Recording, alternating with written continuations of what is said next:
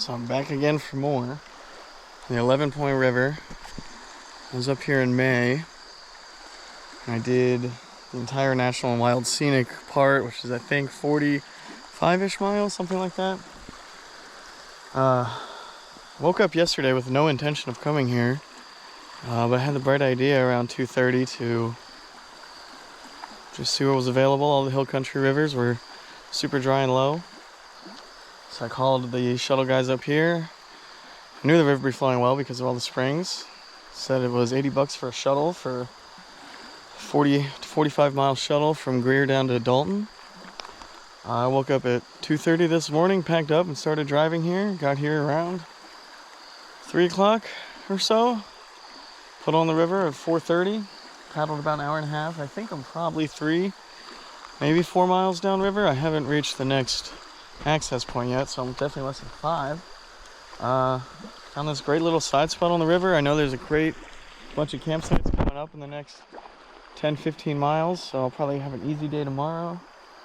And then Friday I'll knock out 15 to 20 miles, which is pretty easy when you've got a current like this. Finish up Saturday down in Dalton. Looking forward to it.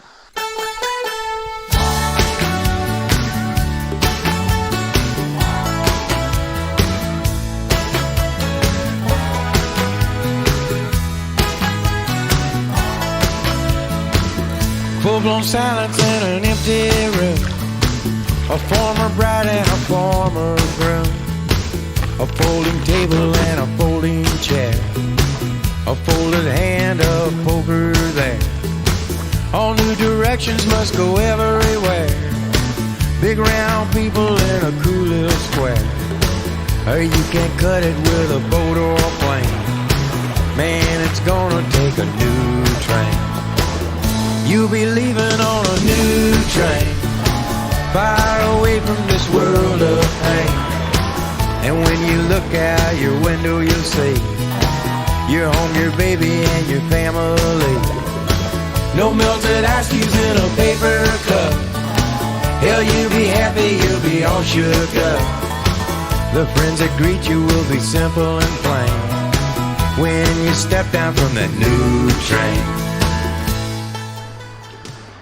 So I don't usually talk in these videos because I pretty much make these just as a record of my trips for me to watch and reminisce and remember what I did.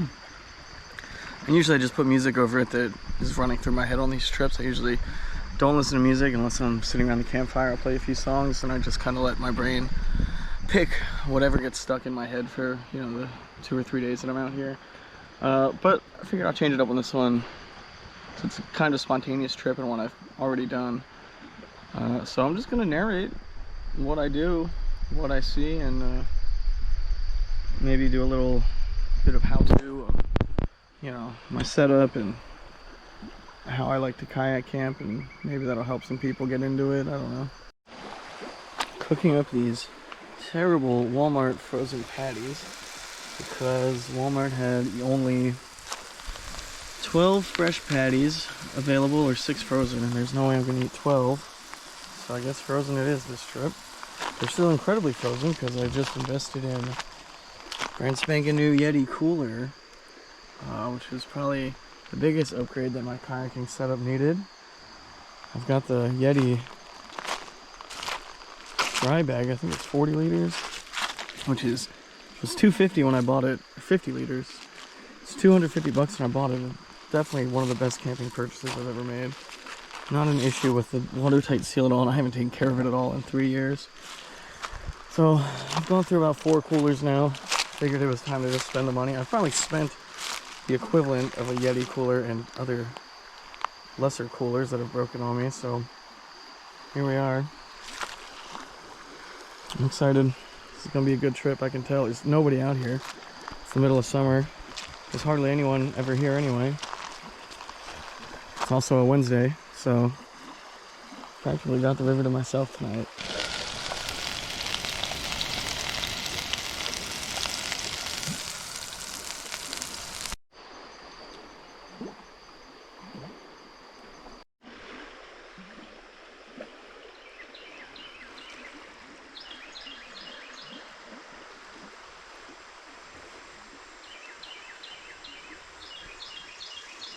Absolutely beautiful morning. Had to put up the tarp last night because it had a little bit of rain. I don't have my stakes for it, so I just tied it to some bags. I left the other side loose. Like well enough for some light rain, but definitely wouldn't hold up in a storm.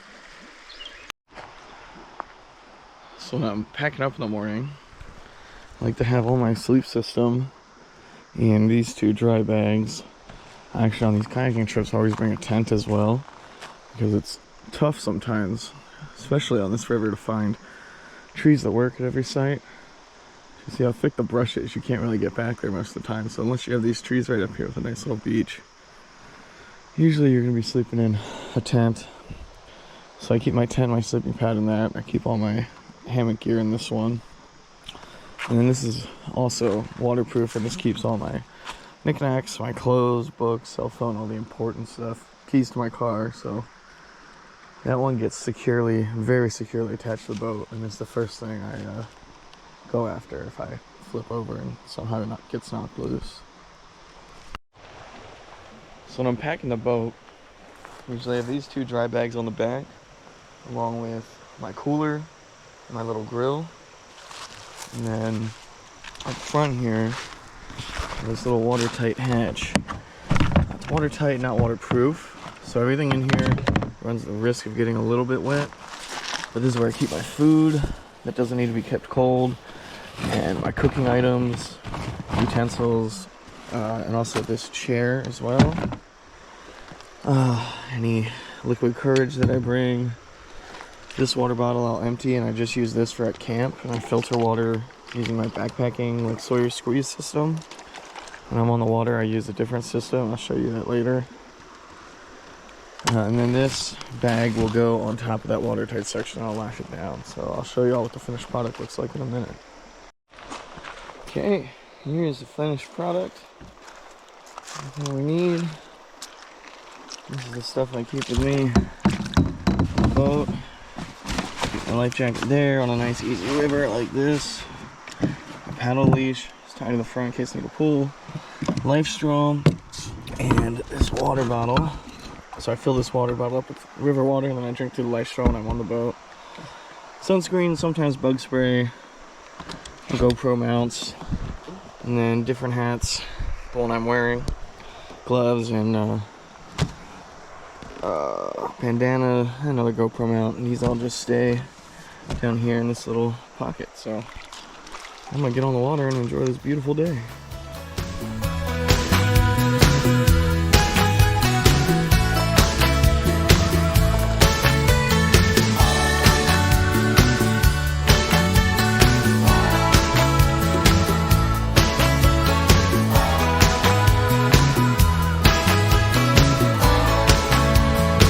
Collected volumes of a history say man makes mistakes most every day.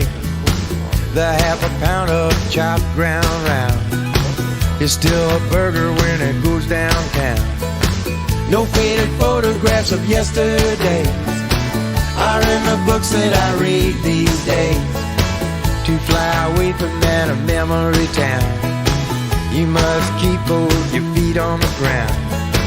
'Cause you be leaving on a new train, far away from this world. I'm so happy right now to have found this site and to find it unoccupied. I passed this my first time I did the 11 point. And I'm pretty sure it's the best looking site I saw on the whole 40 some mile stretch I did. I mean, just look at this. Huge open area, bunch of trees, perfect for hammocks. It's actually a path back there that goes to the rest of the island. Which is where people do their number twos, it looks like. And we've got a small channel of the river right here. Look at this view. The larger channel over here, perfect spot to pull up the boat. Big beach area over here. All the way up there, just beautiful deep water. Come out right here. Man, I'm so happy. What I do for water at camp is I take my big CNOC 3-liter bag, dump it in the river, fill it up with water, and I filter it into a smart water bottle that I bring along, because I don't want to filter it into the bottle that I use here, because that bottle is contaminated with river water. So that one's contaminated, drink through the life straw. That one's kept filtered and clean, so I can just drink straight from it. So typically the first thing when I get to camp every day is I set up my sleep system. If there's any chance of rain, I'll set up the tarp first. I'm actually not going to set it up tonight though, because it looks beautiful and I don't think we're supposed to get anything. I'm always looking for good trees to hang my hammock from. And I string it up. Super easy to set up. I throw in my sleeping bag, pillow. I always keep my phone up here and some tissues and earplugs and maybe a bandana. Sometimes a winter hat, which is really helpful when it's bright out. Like last night, the moon was super bright. It's almost a full moon. To flip part of the hat down over your eyes definitely makes it a lot easier to sleep. And then the last thing I have to put up is my underquilt, which will keep me warm below. And I already have the rest of camp set up because I've been here for a while, but I'm gonna make some dinner and have a campfire. In terms of food, I usually pack some dried stuff, trail mix, that kind of thing, some snacky stuff. Usually have burgers, cheese, some fruit in the mornings. This time I went with some Uncrustables because why not? Smoked sausages so that if they get warm it doesn't really matter. And then lunch meat as well, along with buns, hamburger buns, and tortillas. Tortillas are great if you just throw the sausages on. You don't even need tongs, you just pick them up, put a slice of cheese in your tortilla, pick them up with that and eat them. No mess, no trash, no cleaning necessary, so that's really great. But I'm going through these burgers right now because it's the only really fresh meat I have, and I want to use those up before my ice goes away. Your home, your baby, and your family. No melted ice cubes in a paper cup. Hell, you'll be happy, you'll be all shook up. The friends that greet you will be simple and plain when you step down from that new train.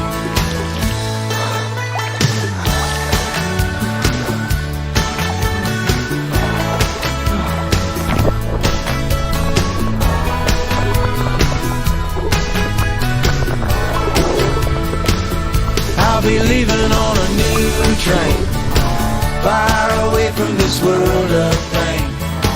The friends that greet me will be simple and plain when I step down from that new train, new train.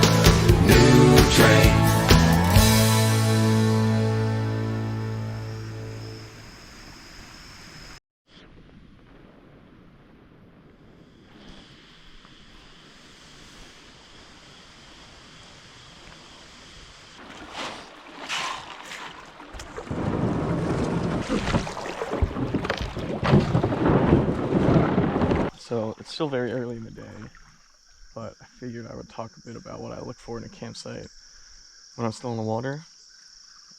Basically, I won't get off the water unless I see a few things. A decent spot to pull up your boat and easy to walk up.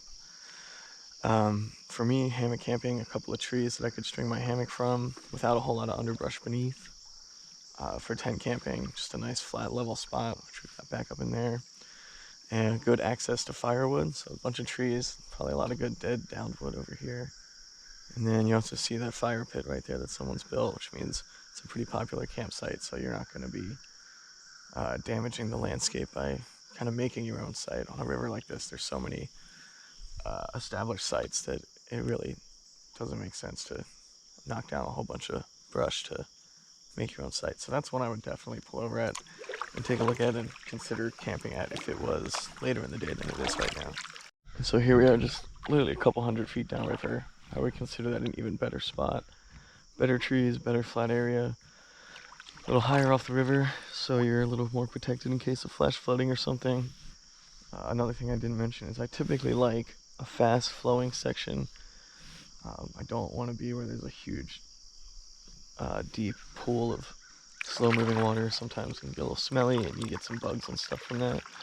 So this is nice and shallow, pretty quick moving. I prefer to have some small rapids or something nearby just because I like the sound of the water as a kind of white noise when I'm sleeping, but that would definitely be a spot I would camp at. So this is actually the spot I camped at my second night of my last trip out here. Really beautiful spot. And I can tell the water level's quite a bit lower this trip because last time, that's where we are. Last time the water level was right about up here, this line. This whole area was filled in and up to here. But I had my campfire around about here. Looks like there's a lot more wood over here now, and that's where the fire is. I had my hammock between these trees. And then this part's a little more overgrown than it was. A great tenting area up here, and good spot to dig for some wood. But yeah, I want to have some lunch and reminisce. So for lunch, especially on a paddling day, I usually just do lunch meat sandwiches in a bun or a tortilla. Keep everything that's not vacuum sealed in a separate plastic bag, except these apples because they kind of suck and I don't care about them. Because once all your ice melts and you just have water, there's a 100% chance that the water is going to get into that container of cheese or ham or whatever, because the seal they give you at the grocery store is not good. Believe me, you don't want soggy cheese. I also try to keep my bread, at least on these days, in the top part on something to keep it out of the water, just so there's less unpacking. I don't have to move that and get down in under the boat, which is where I usually keep it. It's all just right there, nothing else has to get unpacked.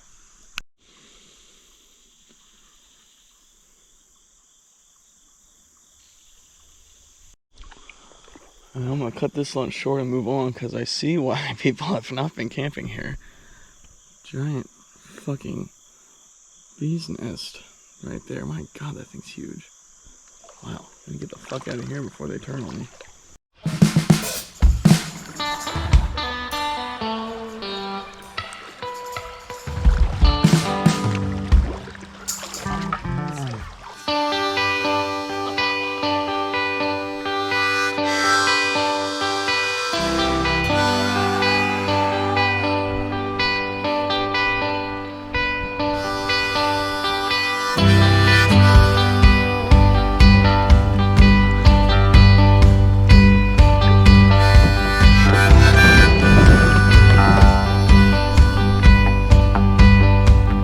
Pluck strings on porches, a poor boy's choir. My blood's hit a boil, there ain't no fire. I just love the way the light beams in, but I got bad news, I'm fearing Friday again. Choking on some bourbon when you roll up. You say, boy, you gotta face it, you just ain't that tough. There's a house hopping on the edge of town. I'm revved up, thirsty, and ready to drown. I got a fear, dear, that it's gonna end. Won't you get angry at me, say you love me again? I got a fear, dear, that it's a Friday spark. You only love me like you mean it when it's after dark.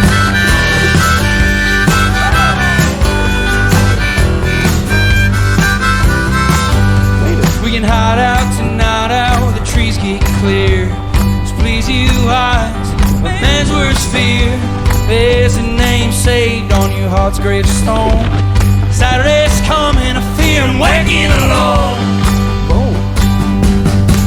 I got a fear, dear, that it's gonna end. Won't you get angry at me, say you love me again? I got a fear, dear, that it's a Friday spark. You only love me like you mean it when it's after dark.